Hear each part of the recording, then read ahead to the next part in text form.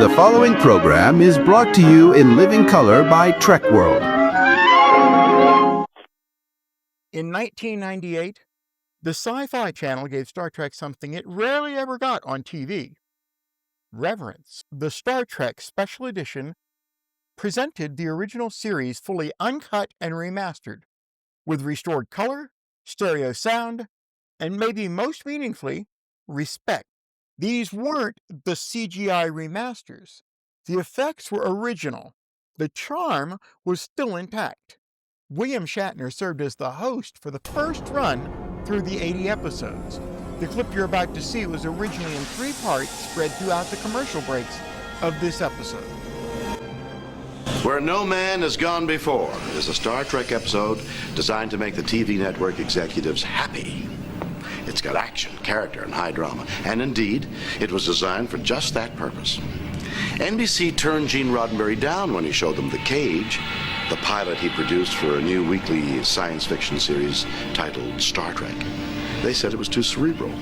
But in an unprecedented move, the network requested a second pilot, even though they'd spent the unheard of sum of over $600,000 for the first. Changes were made to the cast. Jeffrey Hunter had originally sat in the command chair, but it was decided a new captain was needed.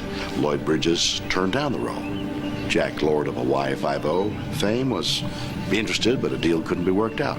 I had made a fair name for myself in a few movies and Broadway productions, been in a Twilight Zone and an Outer Limits, so they probably figured I'd had enough experience on other worlds to steer a starship. Coincidentally, I'd also worked with Leonard Nimoy in The Man from U.N.C.L.E. Where No Man Has Gone Before convinced NBC to send the Star Trek crew on its 5-year mission to boldly go where no TV series has gone before. So here it is, what is considered to be episode number 1 of Star Trek, and my very first appearance as Captain James T. Kirk. There would be a lot of changes in future episodes from what you see here in terms of cast, sets, and costumes. Mr. Spock, the only character to be carried over from the first pilot, and just by the skin of his ears no less, appears a bit more severe than usual. Eyebrows more upswept, bangs shorter, skin a yellow gold. Some familiar faces are still missing: Bones, Uhura, Mr. Chekhov. Here, Mr. Sulu is the officer in charge of life sciences. He would soon become helmsman. Kirk's relationship with Spock had yet to be defined. At one point, there's some downright nastiness as Kirk snaps, "Would you at least pretend for one moment that you have a heart?" In one scene, Kirk sees his own tombstone, which reads James R. Kirk, which, even though by now we all know his full name is James Tiberius Kirk. And lastly, the women in this episode all wear pants. That was going to change.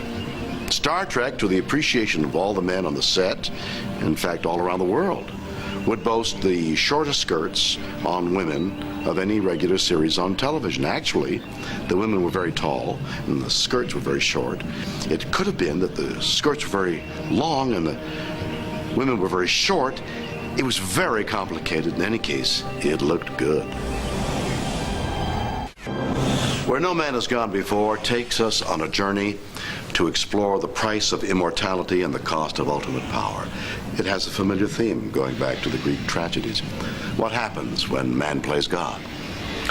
Kirk watches as a close friend is transformed into something more than a human and something less than a man.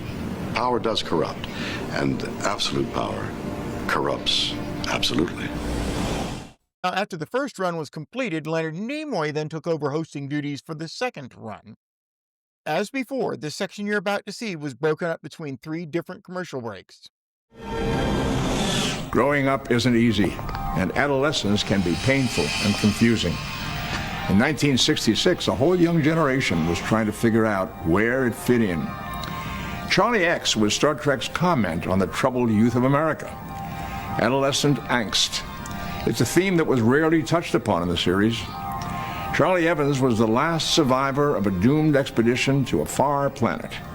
And now, it's up to the crew of the Enterprise to bring Charlie back into society. Is Charlie ready for society? Or perhaps the better question is society ready for Charlie? One thing is certain, and that is that the Enterprise has never encountered anyone like Charlie X. Robert Walker Jr. played Charlie Evans. His portrayal of Charlie X is both horrifying and sympathetic. Seems that Robert had acting in his blood because his father, Robert Walker Sr., starred in many films, including the Hitchcock classic Strangers on a Train.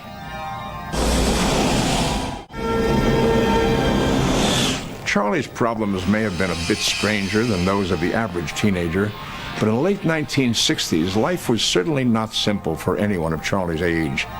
While the war in Vietnam escalated, a young generation was becoming aware of its individuality. No longer content to blindly follow and accept the constraints of society, they found their voice through rebellion and protest.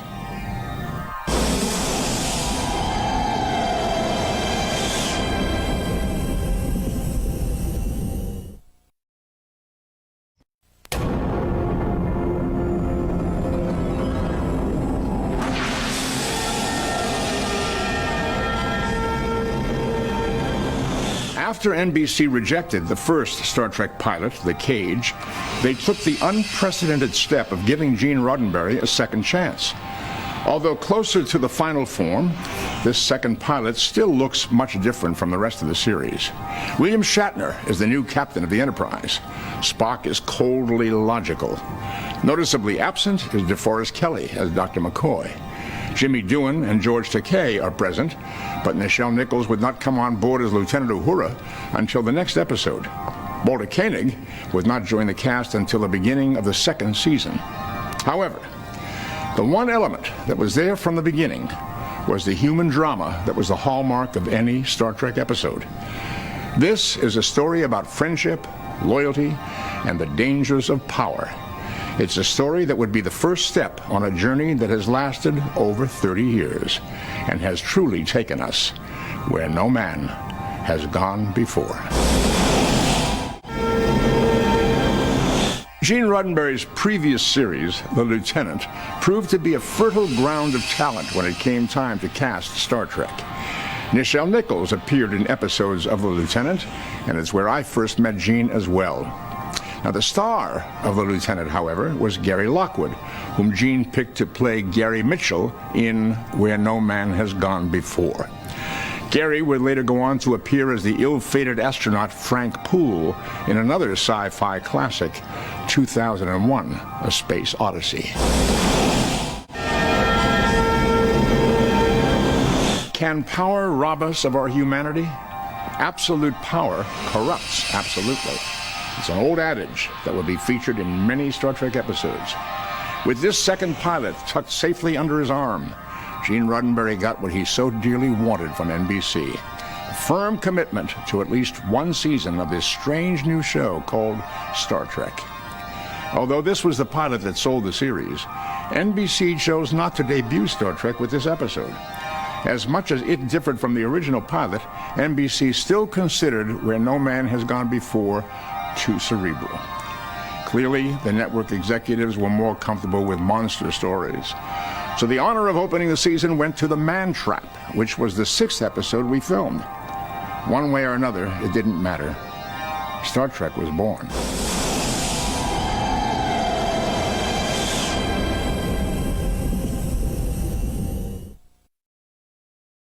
If you have any videos, photos, or documents that you would like to donate to us, please feel free to send them to jim@trek-world.com or submit them via the web at submit.trek-world.com. Sci-Fi Special Edition gave us the very best Up Next commercial spots since the original network airings over 30 years prior. Captain's log, stardate 1704.2, planet Psi 2000. The science party we were to have picked up has been found dead. Could be some form of space madness we've never heard of. Question. Could what happened down there to those people create any unusual danger to this vessel and crew?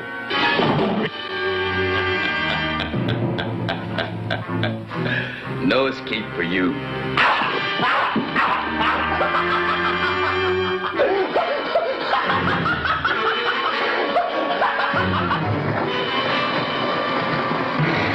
have 14 minutes left. Even if we were under full-scale attack, I couldn't move any faster, not maintain a safety factor. You can't afford a safety factor.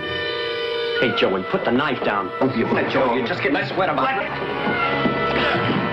Spent a whole lifetime learning to hide my feelings. Captain's log, stardate 1672.9. Due to the malfunction of the ship's transporter, an unexplained duplicate of myself exists. What can I do for you, Jim? I said give me the brandy! Come on, Spock, I know that look. What is it? Well, our good doctor said that you were acting like a wild man. Oh, Captain.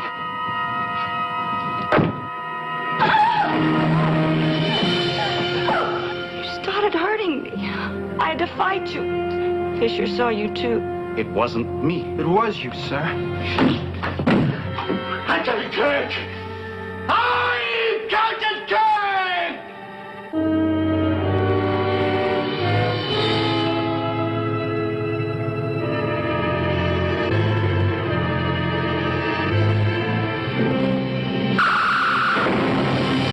The Sci-Fi Channel added short documentaries during the breaks, interviews with cast and creatives, design insights, and stories from behind the scenes. For longtime fans, it felt like the opening of a time capsule. Throughout each episode, at least 2 different interview packages were created and placed at various commercial breaks. They called these spots insights, and they were intermixed with clips from the episode they were embedded in.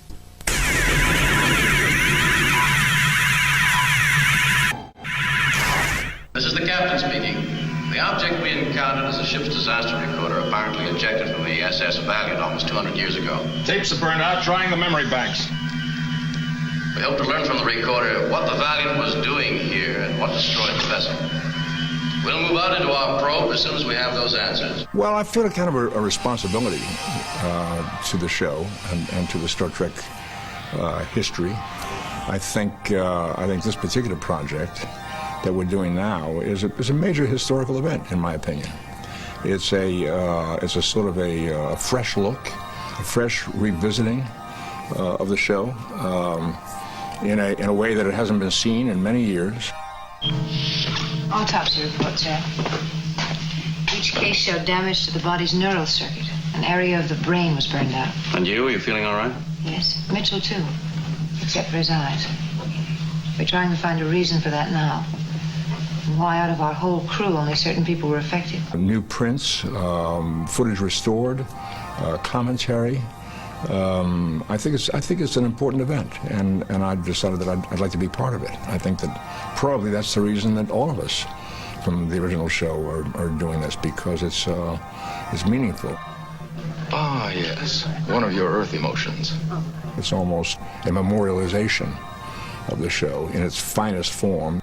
Dr. Dana feels he isn't that dangerous. What makes you right and a trained psychiatrist wrong? Because she feels. I don't. All I know is logic. In my opinion, we'll be lucky if we can repair this ship and get away in time. And I think for a lot of people who've been hearing about Star Trek for many years and never paid much attention, I think it'll be an eye-opener. The character I played was Lieutenant Lee Kelso. And it was, as we say at all the conventions, the second pilot, the one that sold the show. I was a member of the crew, and the spaceship, the Enterprise, passes through a peculiar kind of force field that affects certain members of the crew. The 2 members that were affected, basically, were Gary Lockwood, who played Gary Mitchell, and Sally Kellerman. Things started to happen to him. His brain expanded at this enormous rate, and he was able to read volumes of books in one sitting. And then he was able to telekinetically move things, and he had enormous strength. Sally Kellerman played a doctor on the Enterprise who was very concerned about his health and about what was happening to him, and obviously she was beginning to fall in love with him. But she was also affected by this force field that we'd gone through, so she started to make certain changes too. I was the first person he killed because we were trying to keep him trapped on a small asteroid, and he, using his telekinetic powers and telekinesis and whatever, found out about it and strangled me with a cable. So if it hadn't been for Gary Lockwood, I'd probably still be on that series. Gary Lockwood and I were like the Velos and Yolanda of television, and he and I were the guest star on this second pilot. So there we are, walking around the man-made lake, we're bumping into trees, slipping into the water, and no one is saying cut, and I'm getting starting to get just a small amount of the giggles. And now he reaches for the perforated peach, and he's going to rip it apart like this great god that he was, and hand me a piece while we had the scene, and it took him like, and they couldn't get it apart, and then rip, and still nobody's saying cut, you know. We had to wear lenses. We wore silver lenses in our eyes, and I had never worn glasses, and Gary hadn't, and he couldn't stand it for 1 second. He'd have them in for 1 second, he'd get these lenses out of my eyes, you know, and this big screaming. Stop it, Gary.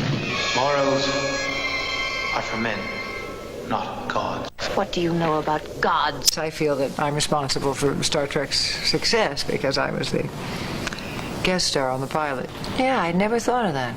Gee, maybe it really was me. Hey, just wanted to call and say thank you so much for such a great job you do on Trek World Channel. I've been watching since you started the channel, and as someone who has seen every episode of the original series and TNG probably 30 times each, I've learned so much from your channel about the backstory of Star Trek and how it was made and the drama between the creators and the actors. I mean, I felt like I knew a lot of this stuff, but watching your channel just made me realize I literally knew nothing about my favorite series of all time. So thank you so much. Love your channel, and I hope you continue to preserve all this great information for posterity online. Thank you.